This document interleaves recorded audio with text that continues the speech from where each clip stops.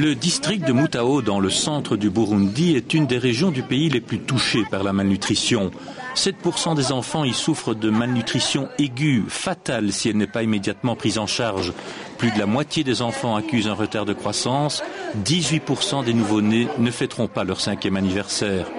Un constat préoccupant qui a incité UNICEF Belgique à investir 100 000 € au Burundi dans de petits centres de santé ruraux comme celui-ci. C'est là que commence le combat contre la malnutrition. Chaque jour, des dizaines de mères viennent faire peser et mesurer leurs enfants et souvent le même constat d'urgence. Trop maigres, trop petits, la majorité des enfants nécessitent des soins immédiats. La malnutrition, c'est un problème très important au Burundi. Il y a 50% des enfants qui vivent au Burundi avec une situation de malnutrition. Et nous savons d'expérience que la malnutrition est une cause sous-jacente d'au moins la moitié de la mortalité des enfants.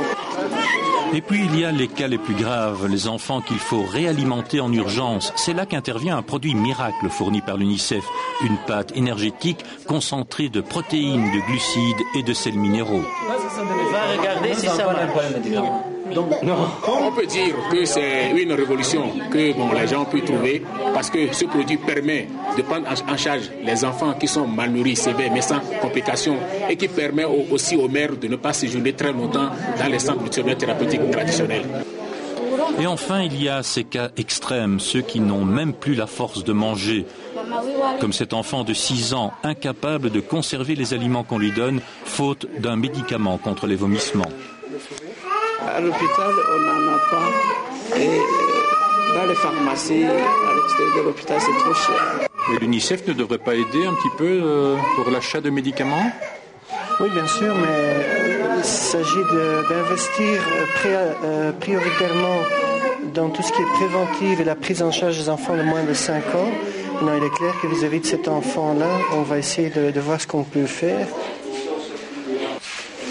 Le Burundi réapprend à vivre en paix après une guerre civile qui a duré 15 ans et fait plus de 300 000 victimes, avec également des dégâts collatéraux comme cette malnutrition endémique.